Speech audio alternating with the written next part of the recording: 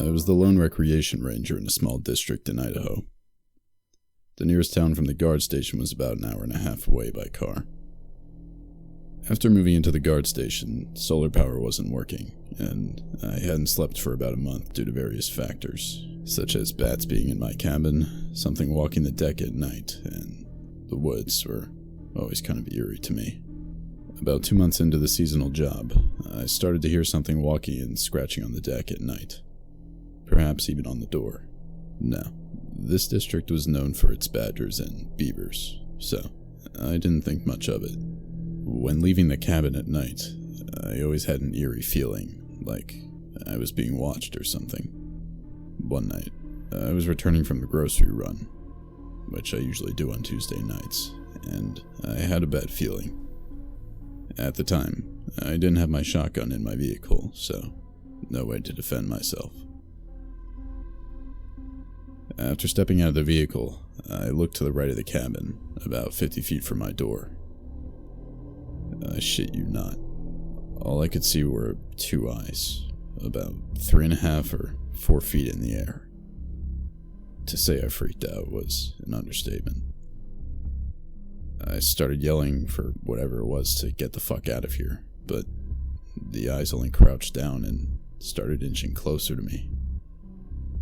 At this point, I could tell it was a large animal of some kind. Definitely not a coyote. I tossed a piece of firewood in the general area, and the creature leaped back a bit, but it didn't make a sound. I tossed 4 or 5 more pieces, and the creature still inched forward at me.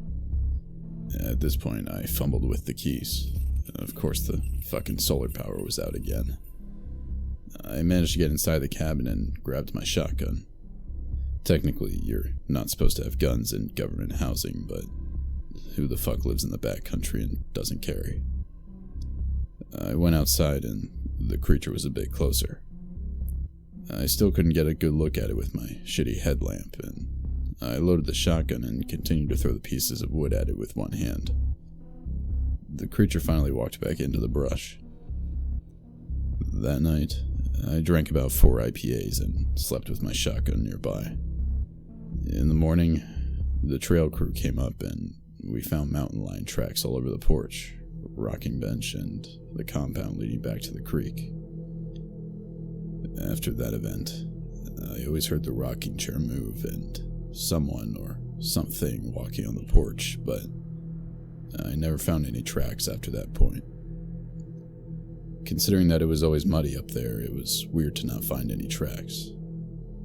I've been stalked by mountain lions before, and I never had that eerie feeling like I did in those woods.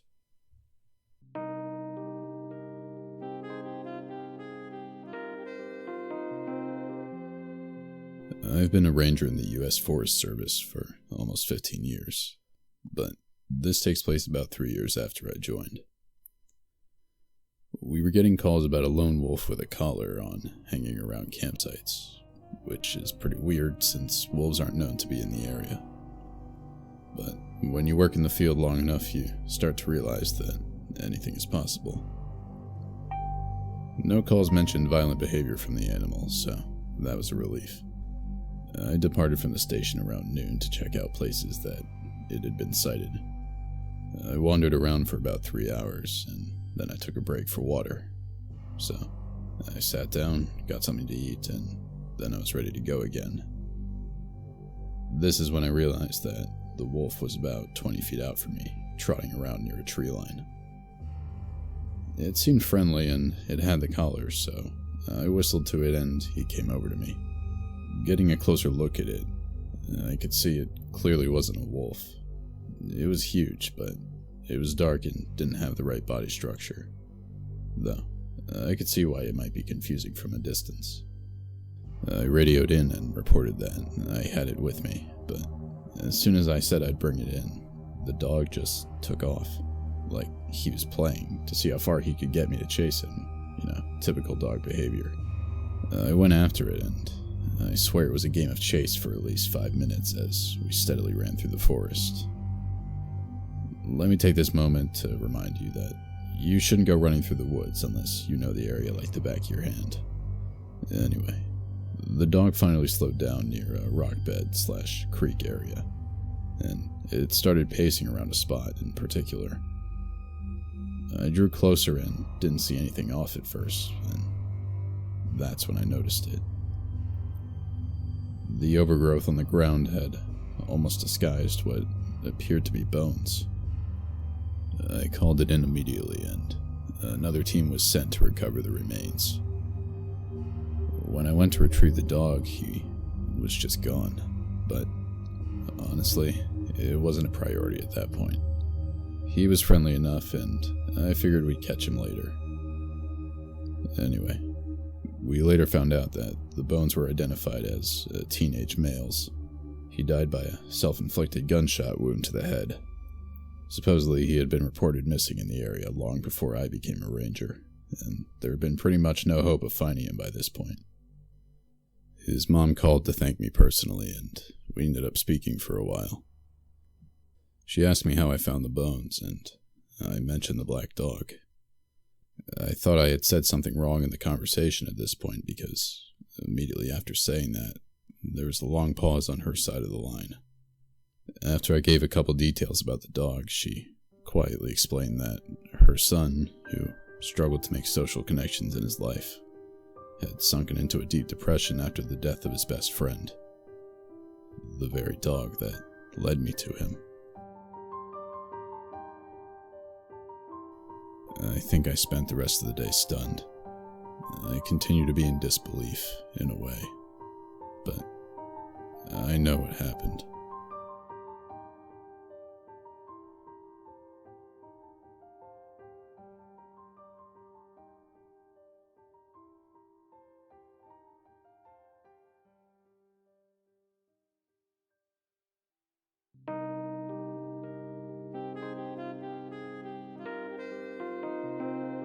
I have a friend who's a trail ranger.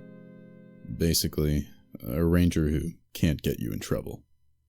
He told me about this time he was gathering illegally placed wildlife cameras and knocking down hunting stands. He was with another actual ranger. The other ranger wasn't feeling too well, so he said he was going to drive back. Keep in mind it's about a 1-hour ATV drive from where they were. The friend finished up one last thing, and my friend ended up taking down the last camera, and that's when he swore he could suddenly hear voices. Keep in mind, this is far off the beaten path. He called out and no one replied.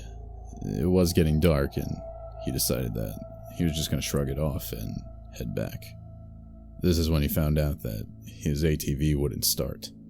He then noticed that the battery in his ATV wasn't connected anymore. He managed to reconnect it and started to drive back, but the ATV wasn't going fast at all. And even worse, less than half a mile later, the thing just up and died. He radioed back to camp, saying, "Hey guys, I need someone to come pick me up. My ATV is kaput."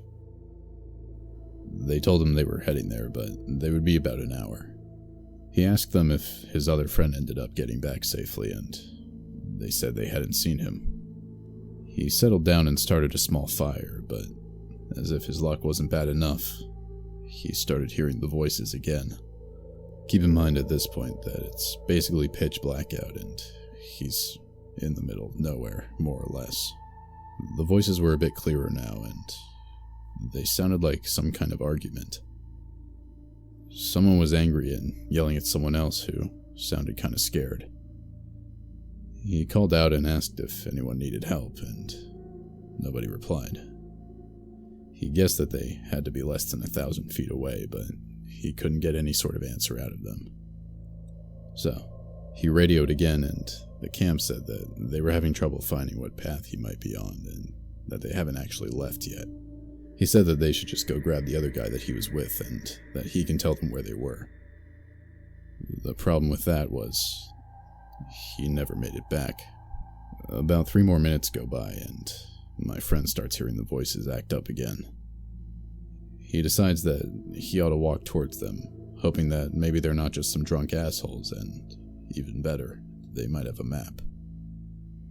He walked in their direction, but the voices seemed to be getting further as he got closer. Finally, after about 20 minutes, he just gave up and walked back. He got a radio call later saying that they found the other guy. He was passed out and covered in vomit next to his ATV. He was being taken to the hospital, but he ended up crossing off everywhere on his map that they found a hunter stand, so they have a general idea where my friend is at this point. And, go figure, just as things started to look up, his radio died. Then, immediately following this, the voices came back. Bored out of his mind, he decided to listen closer to what they were arguing about, and he managed to pick up on a few things they were saying.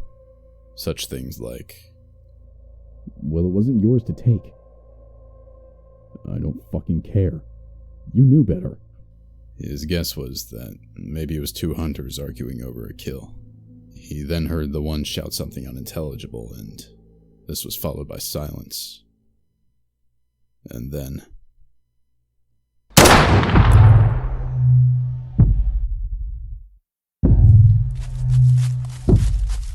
he doused his fire and found somewhere to hide.